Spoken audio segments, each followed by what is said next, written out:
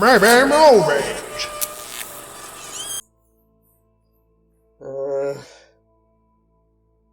I think this is probably the only time that I'm going to go on record and saying I'm sorry.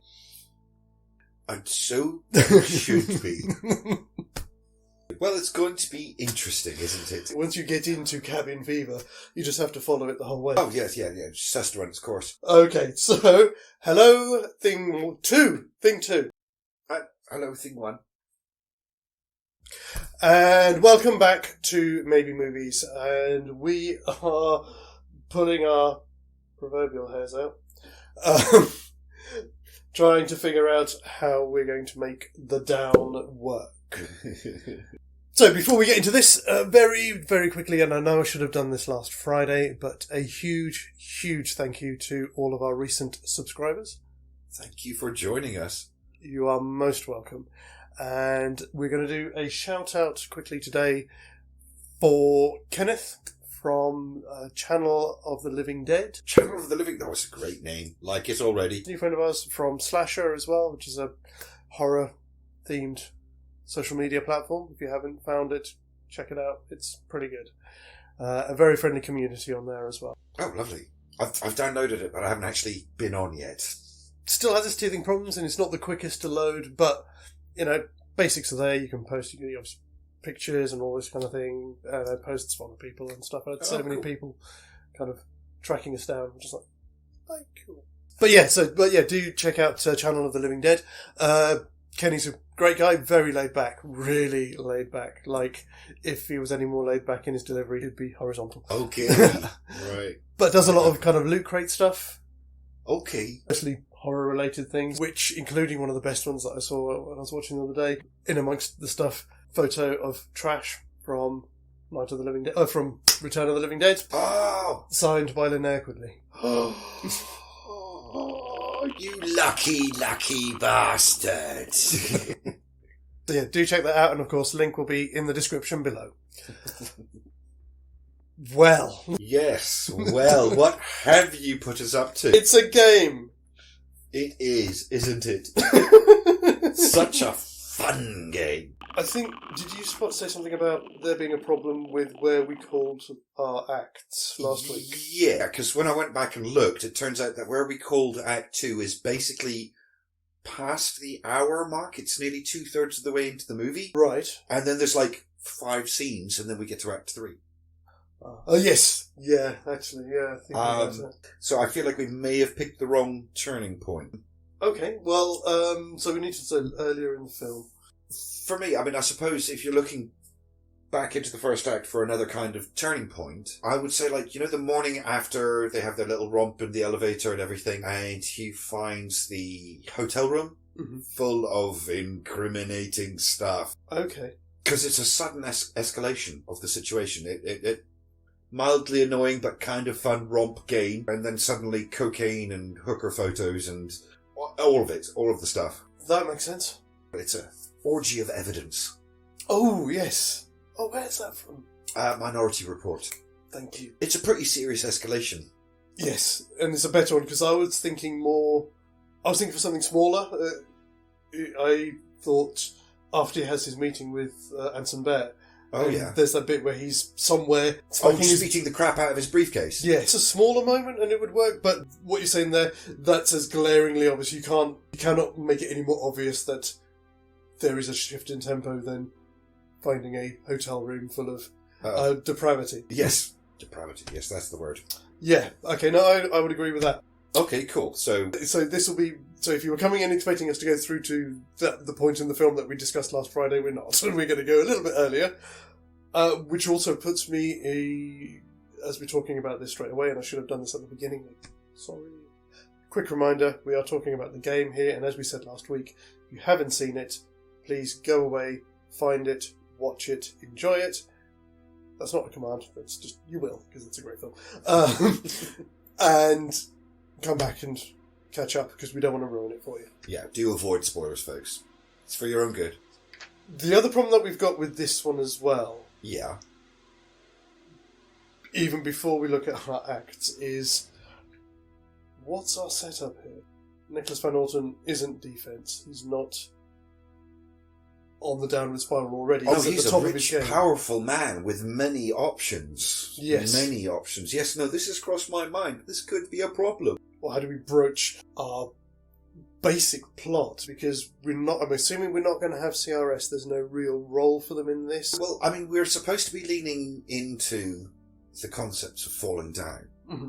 So we need to take Nicholas and take him out of his comfort zone. We need to put him in a position where he's not in control anymore. Okay.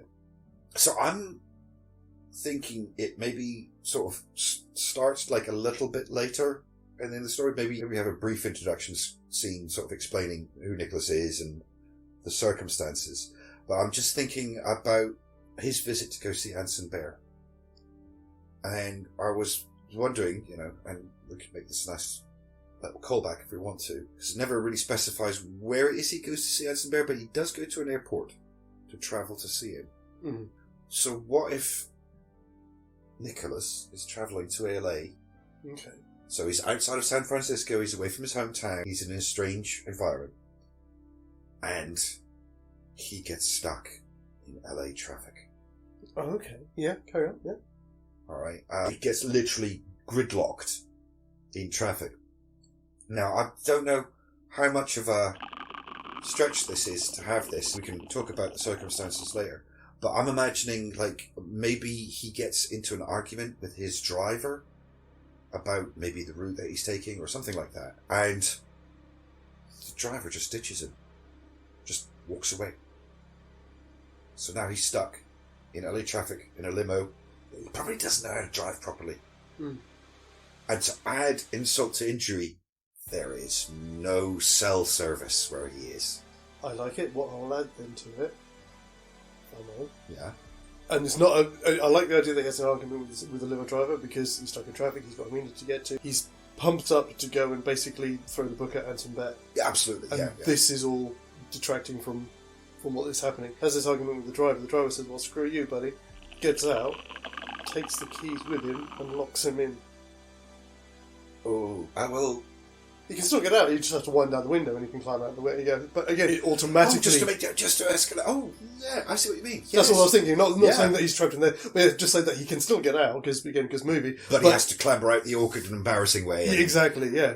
Oh, yeah, that's nice. That's an extra touch. Yeah.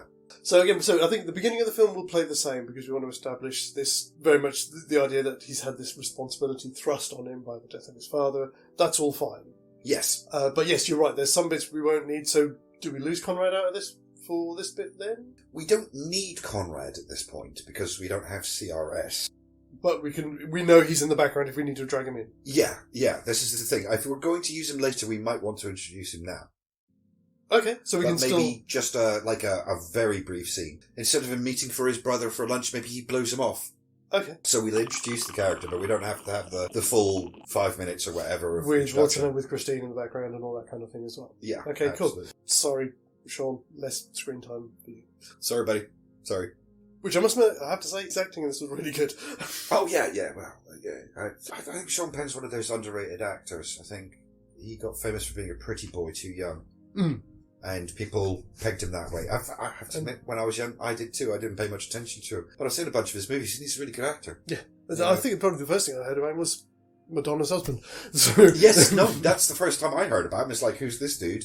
Yeah. Yeah. Okay. So, we have Nicholas Van Orton trapped in LA. In horrible midtown traffic on possibly the hottest day of the year. Yes. So, what's he going to do? He's going to try and extricate himself from the gridlock and find a cab? Well, find a cab, call a cab, but he can't. His car phone's not working. Are we saying that he's going to go to the same shop? Well, he's going to need to go that way, I think, because it's part of the story, but also because where else is he? If you look at that scenario, what other directions are there to go in? So he goes into the store to get a bottle of water or something. Yes. Goes to pay, card machine's out, and he's only got plastic. Oh, that's nice. Yes, I like it. Cool. Yeah, yes. He's hot, he's bothered, he wants to find a phone, he needs a drink. You can even worse. Because do you know who I am? Well, no, why would I know who you are? Look, picks up. He's on the cover of one of the newspapers. Something about his business on like the business pages, and he's like, "Yeah, well, what? You got no cash on you then?" yeah. I don't care, buddy. You can be on the paper. I don't. I suppose we need to be careful here. I know we're doing him with falling down, but we're still trying to keep the events from his original film as being more real. So we can cross into two. It's just I don't want to suddenly find ourselves running too much into the falling down plot line, because we're going to be looking at that from a slightly different angle when we do falling down anyway. Yeah. These can be little things that we insert in there to show that we're cobbling the two together, but we still need to eventually come back onto the original plot to a degree. So I suppose we need to ask ourselves this sort of kind of a pretty important question at this point. Is this just happening to him, or is this happening to him for a reason?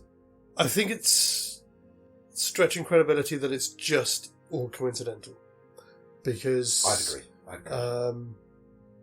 In the same way as we said at the start, he's not defense. He has options. Oh, many options. He has a lawyer. He has money. He can talk to the cops. He's a pillar of society. Yeah. He's reliable. It's all of these things. He's got a number of options that could allow him to walk away from the scenario at any point.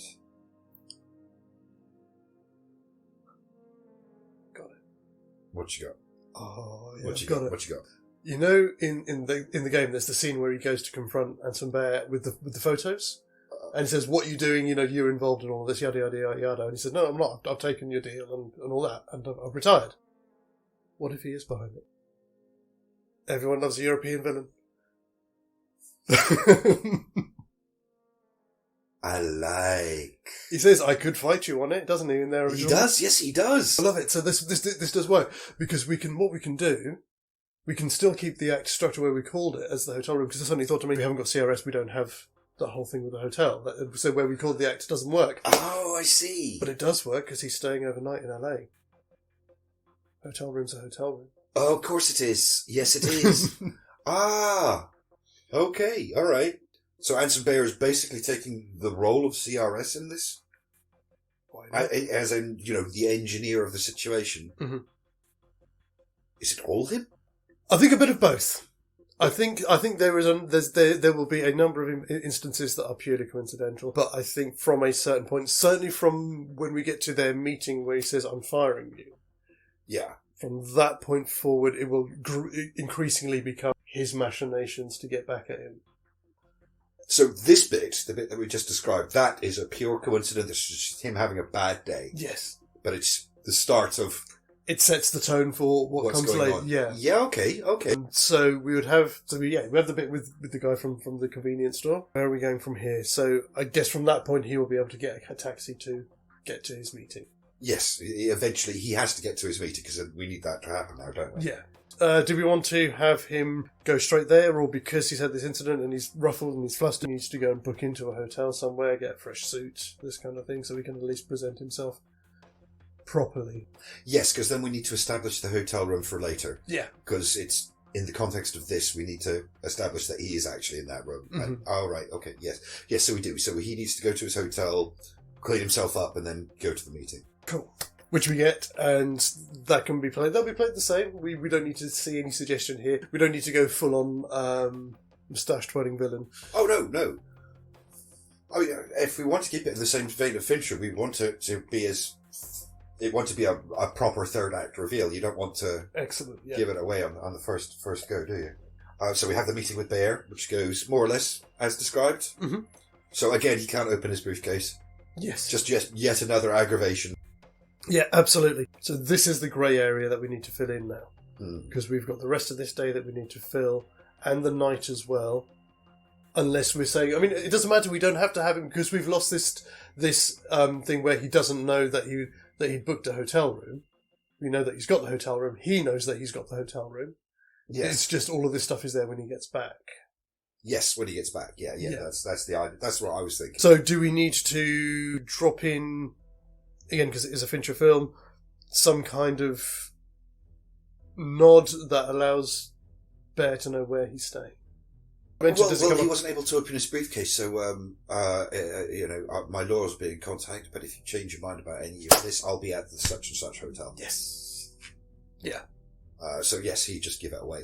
Absolutely. And again, it's because it's openly given. There's no reason for the audience to suspect. Absolutely. Because it seems perfectly a natural thing to say under the circumstances. So he's going to then want to tie him up for as long as possible for the rest of the day to give his people time to go and create this orgy of evidence, as you quite rightly said. Yes, yeah, absolutely. After that, it's Christine. He's just gone to get dinner somewhere here in LA, and she just happens to be working there. So we need to decide does she happen to be working there, or is she part of the thing? Part of the thing. That's for us to decide. What do you reckon? If it isn't part of the thing, it's an awful lot of coincidences in a row. Yes. So I feel like we have to say yes. This is probably his first move. It's his way of making sure he's occupied for the evening while they're messing up his hotel room. Of course it is. Yes. Ow, ow, ow. So in the beginning, she's just meant to be a distraction for him. I'm half tempted to say that the guy falling over, or the guy having a seizure, is genuine. Yes, because although we're giving Bayer some of the role of CRS, I don't think he has the reach that CRS has. No, certainly not have the resources to be able to organise something like a hospital set up. So that's a thing that just happens. She's meant to be a distraction for him, but this thing happens in the middle of the scene. Yeah. So we have the bit with the ambulance, I suppose. Which is fine until we get to the hospital. Then it starts to get a bit wobbly. Okay, well, we could go a slightly different route with him, because they do say that if he doesn't go to the hospital, they'll detain him. So do we want to have him temporarily detained? But then we lose Christine. You see, that's the interesting thing. Cops don't do that. They'll take a statement at the scene. They don't detain you to go to the hospital. I thought the suggestion was, we'll have to detain you, as in, you'll come down to the station for questioning with us. No, he said you are detained. He actually says, you are detained. Oh, I thought he said we will have to detain you. They're saying you cannot go, you have to go with that ambulance. And that's not how that works. Right. Yeah, so there's no reason for them to go. Yeah, that's all engineered by CRS. Yeah. This is where it starts to get a little wobbly. So let's go. Let's try and reach the same point, but go in a different way. So there is that scene with the guy. Right. They take him away in the ambulance. Oh, so we don't have the bit with the ambulance. So we can see the ambulance, but yeah, we don't get the bit with them in the ambulance. Right. Okay. I was going to say, does he just say, look, I'm feeling really bad, can I have a drink? But that's not, it seems like Ah! Yes. Yeah. Thank you! Thank you! You did this. This was your choice. Her instructions are to keep him busy. Okay. Alright. So or even she just says, I could really use a drink. Hint, hint. Right, okay. It's been a crazy day for him. Actually, having a drink with somebody who I'm kind of responsible for them losing their job maybe might make him actually feel better about it. Which is again is the thing is why does he follow her? Because he doesn't get the note in this. Why doesn't he get the note? It's meant to be messing with him. True. Yeah. We do need some things in there. Yeah, they need to be in there. Alright, so she says, let's go for a drink. Okay, so where does that take us? We could go down the route I think other films have done as well. So they go to a posh place she feels uncomfortable because it's not her kind of place. Let's get out of here. And they go to somewhere a lot more urban. Okay, alright, so he tries to take her to a swanky place like the place she used to work at. Yeah. And she's like, nah. No. I'm hardly dressed. They're not going to let me through the front door. Yeah. In which case, let's go to this place. So he feels out of place. Mm-hmm. Okay, alright. We can contrive some kind of trouble with the locals. So we replace the chase from the CRS security chasing them to the gang members chasing them? Something like that. I don't know if gangs is the right word for it. Maybe just some shithead at the bar. Just some local, yeah. Yeah, some local shitheads trying to start a fight or something like that. Yeah. They'll have their legging it down the alleyway kind of moment. Yes. Trying to get away from things. Yeah. Okay. So how about this? After the incident in the morning with the guy in the convenience store, at some point before we get to the evening, he takes 2 seconds to go and get some cash. He's thought about it. I should really just keep some cash on me. Okay. So rather than we can get rid of him taking her back to his office with him having the cash to get her a cab home. Okay, right, okay. And then he goes back to the hotel room. Voila. Voila. Which I think brings us to the end of an act. It does. There's a significant escalation of things. Yes. Significant. Yeah. Does that work? I think it does. It gets us to the end of the act, that's for sure. What do you think? I mean, we don't know. We are making this up as we go along. Literally. And that's why we do it. Anyway, thank you again. Please do let us know what you think in the comments below. We will be back in 2 days' time. Indeed, we will. With Act 2 of The Tao. My eyes went really weird when I went, The Tao? Until then, have a great couple of days. See you then. As always, guys, TTFN. Ba ba ba ba ba ba ba ba ba ba ba ba ba ba.